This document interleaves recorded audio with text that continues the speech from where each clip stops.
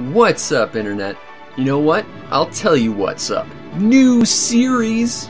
Yeah! See, Borg of the Week is over. Until they make Gotcha Force 2, and that makes me really sad, because that might never happen. But I was trying to come up with something to continue giving you extra content on the weekends. And the only thing I could really think of that wasn't just, more Gotcha Force footage in like a Let's Play or something, which, maybe at some point.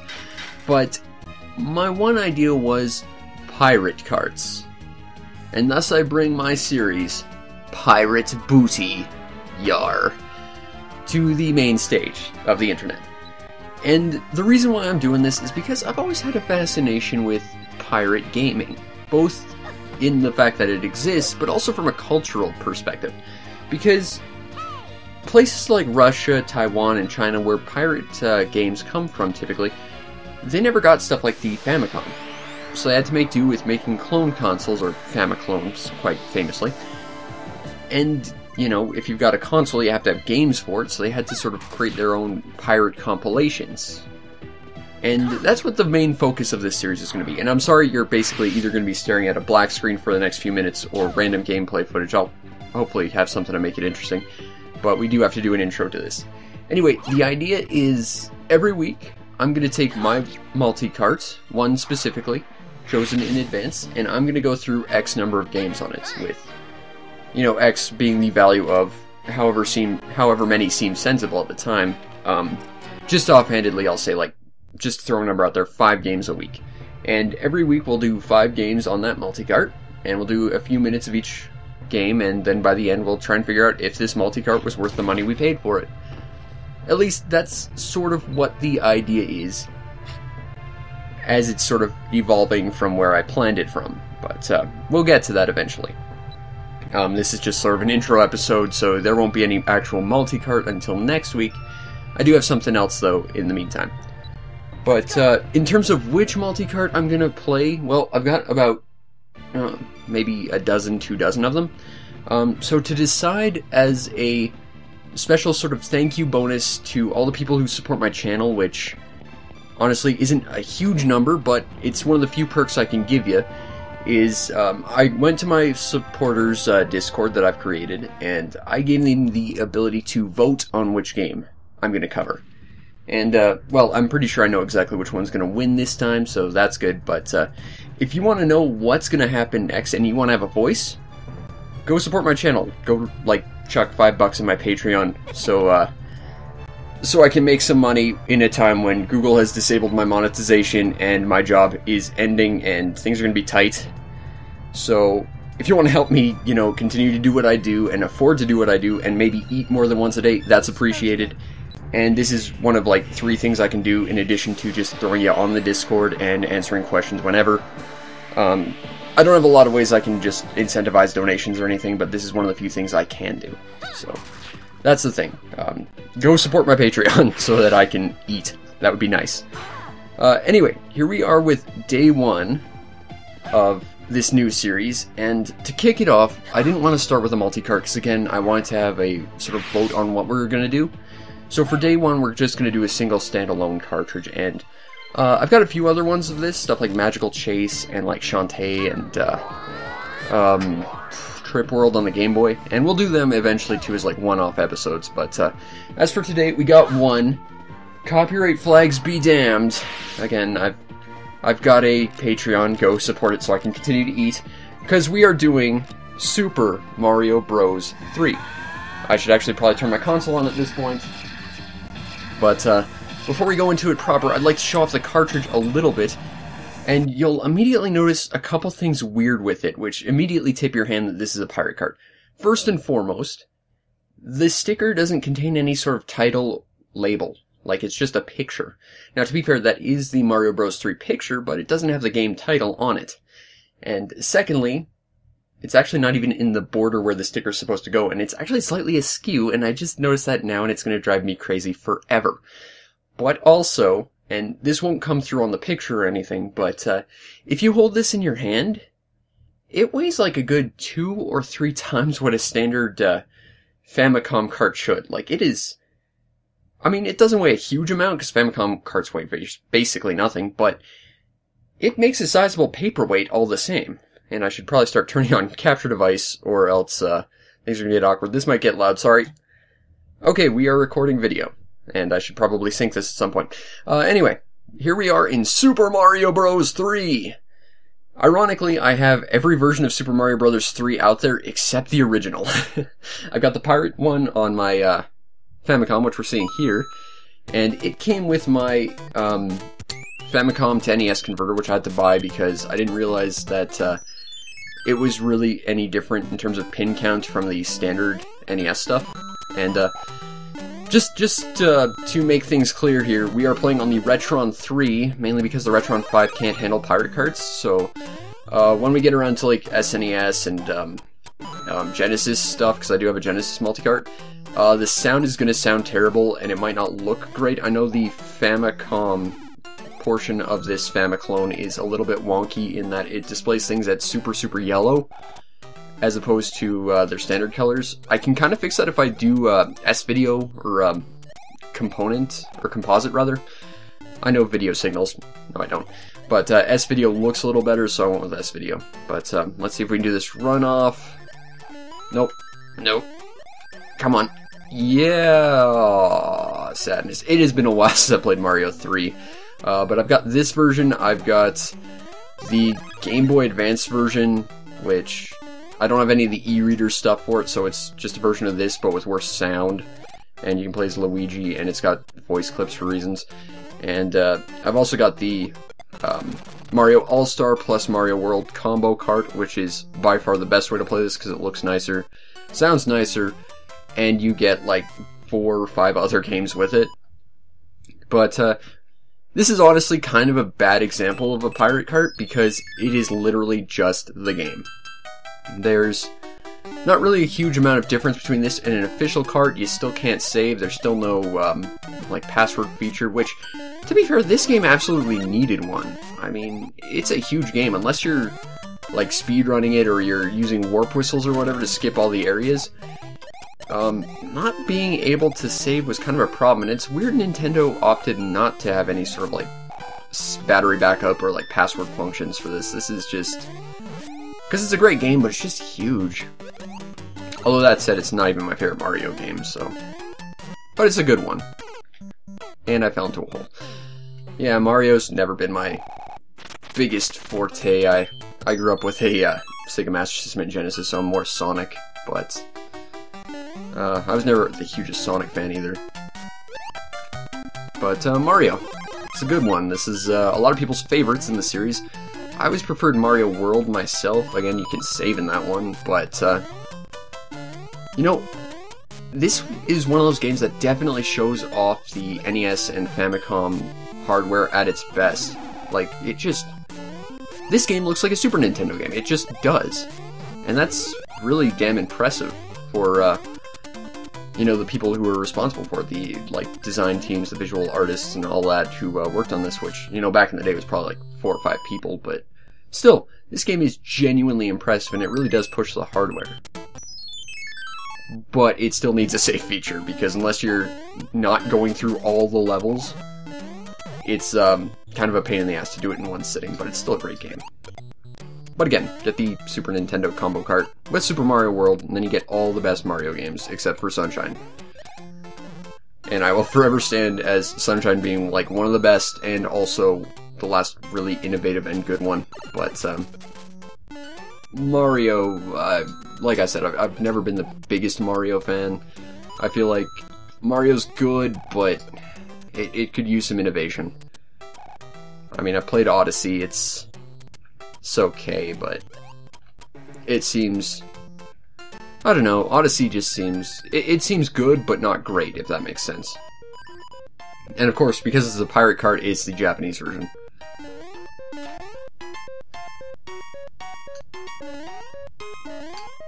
And if I press up, down, jump, there we go. I know if I press some combination of the, like, 4 buttons the Famicom controller had, I would, get it to work. Actually, I'm using, like, the, NES Max controller. Okay. So. But the idea after this is we're going to take a look at one of my multi-carts, and we're just going to go through it and, see the compilation of games that there is, see what's good about it, see what's bad about it, see what's unique about it, and us playing Mario is kind of serendipitous in that respect, because there are a lot of, like, faux Mario games.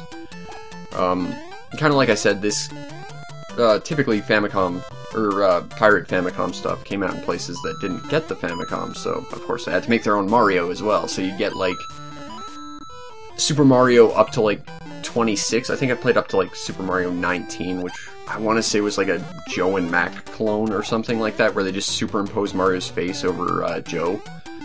And there was like one where it was a Jackie Chan game, except Mario's face was on top of it, and that was like Super Mario Bros. Like 13. And I'm pretty sure Super Mario Bros. 14 was a hack of Armadillo, which is actually kind of serendipitous, because Armadillo had an opening title screen that looked like Super Mario Bros. 3, so... you know, it all comes together. That's the fortune boat, I believe. I forget the specific requirements. I think you have to have, like, coins match your minute count or your second count or something. But, I guess until further notice, unless someone has a better idea, this is what I'm doing instead of Borg of the Week. Like I said, I only had one or two other ideas. One would be, like, a Gacha Force Let's Play, which... again, I might do after Pokemon, maybe. Another idea was like a Let's Play of Steambot Chronicles, which I want to do, but I don't want to have to be the guy to play it. I think it'd be more fun to watch someone who's never played it play it and just comment over it and see what they find that I've never seen, because that game's got stupid content in terms of how much of it there is. I had one or two suggestions to do like a Borg of the Week style segment on a bunch of other games, but the problem is I don't have those games, and I don't know what they are. So, I mean, unless you want to send me a copy so that I can do that, again, I put you on the supporters Discord, because that is channel support and stuff.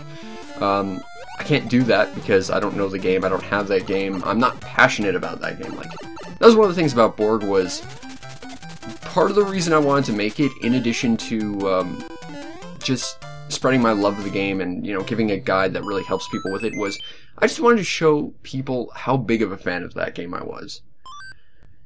So, picking a game that I don't know, and especially I don't have, that's not going to do me a lot of good. Unless you want to set me up with the game, which is fine. I have received game donations in the past, and credit was given where it was due. So, you know, if you want to do that, I can do that. And if you got suggestions on stuff I can do that too, maybe. If I have time. I've got a new computer, so I should be able to make my editing software run a little bit better, so I should be able to theoretically, once I finally understand my new computer, get stuff done faster. Maybe I can make twice as many reviews, maybe. I mean, like I said, my other job is ending, so I'm not going to have any money, and I'm going to have a lot of time on my hands, so it's certainly possible that I could be doing that. So maybe, but yeah, if you've got ideas, you know, let me know. You want to help support the show, that's appreciated, and I will do my best to try and,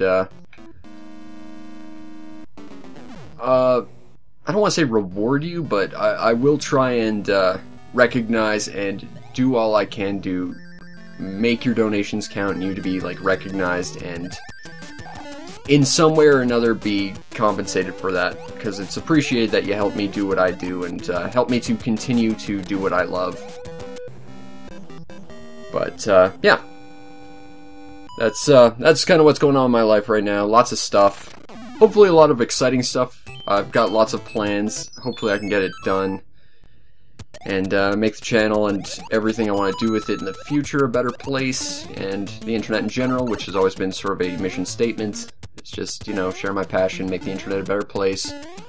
Create a community of people who love games and stuff. And, well, ultimately help make my dreams come true, because this is really kind of the only avenue I have left for that since the flood. That sucked, but yeah.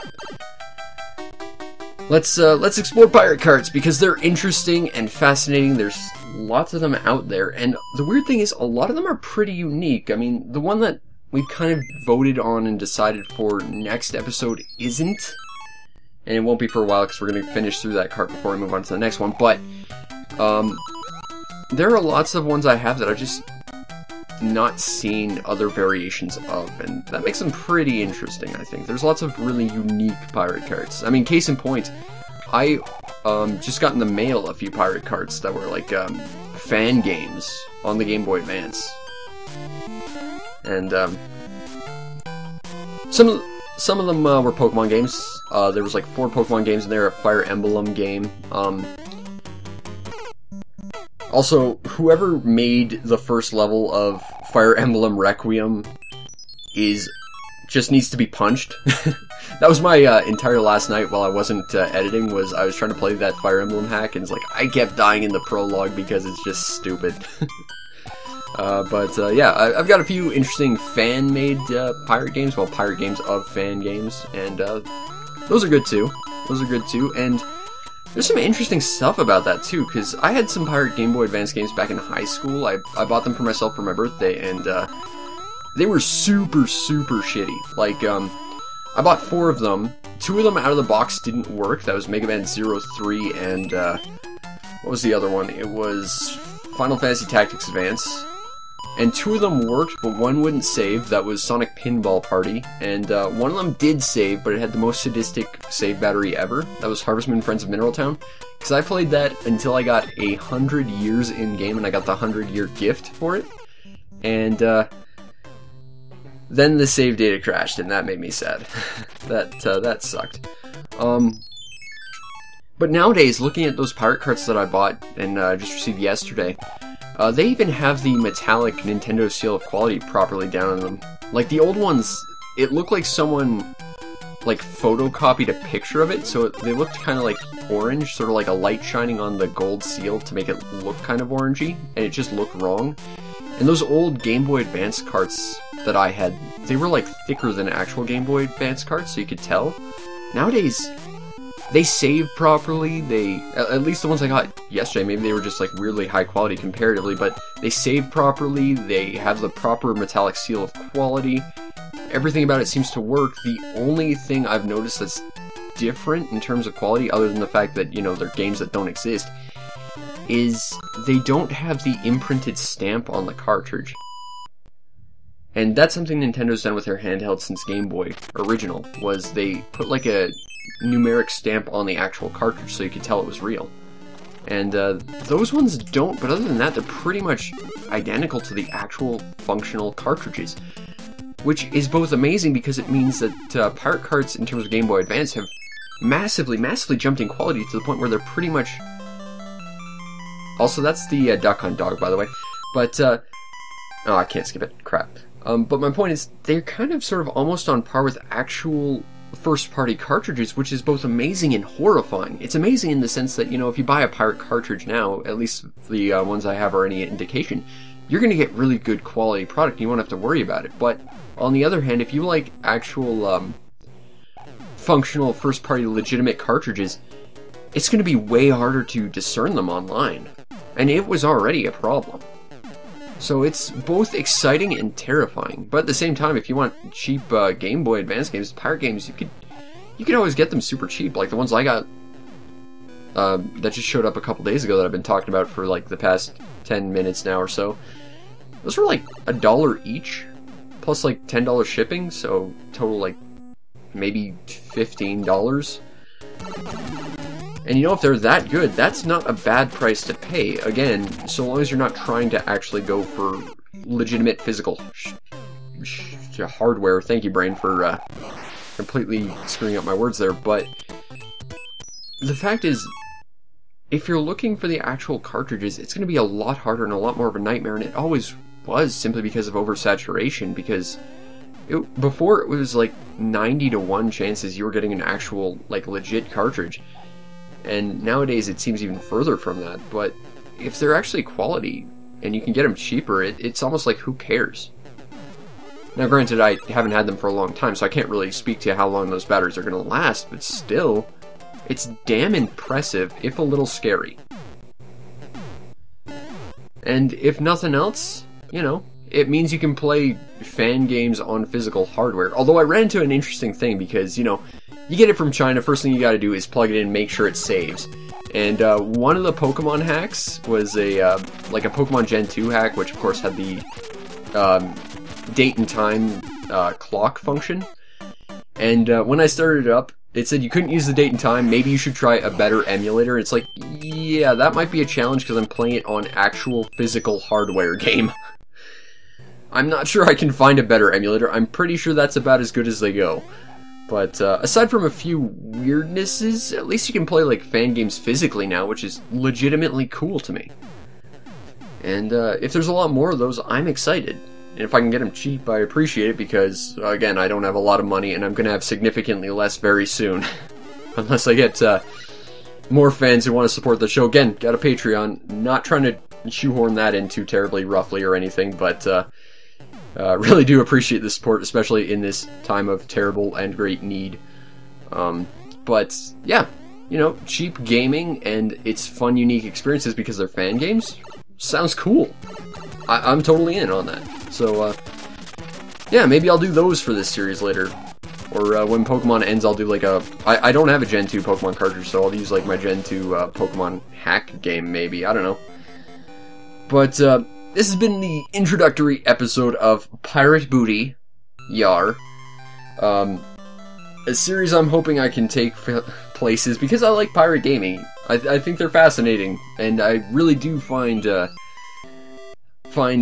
actual history and sort of the cultural significance of pirate gaming to be genuinely interesting because, you know, this happened because there was no alternative option. And that's genuinely interesting. This was sort of like a fight for survival for gaming in various different regions of the world. So to study it and to be a part of it, it's really cool. I mean, yes, it's not official, and buying them is kind of sort of sketchy and stuff, but at the same time, I think it's interesting, and I hope you find it interesting too, because, well, this is what I'm doing now, I guess, instead of more Gacha Force footage, because I've got literally all of it on my computer still. I actually did try to make a video of that, funny enough. It was 7.5 hours long just of the combat scenes from Borg of the Week, and my computer crashed after trying to export literally 200 megs of it. So, unfortunately, that video isn't coming. But, this is happening. If you got suggestions, ideas to improve, ideas, donations, comments, questions, you know, look me up. I'm always willing to listen. But this has been the intro where we played Super Mario Bros. 3. Was it worth picking up? Yes! Mainly because this was a for-free add-on to a Famicom NES adapter, and I wanted to play Yume Penguin Monogatari. And I got this for free on top of that, which didn't hurt my feelings. Would it be nice if it was in English? Sure. Would it be nice if it could save? Sure. But that was problems with the original game. Overall, it's good. I didn't pay a lot for it, and it's nice that I have some variation of the original Mario Bros. 3, even though I don't have an official version of the original.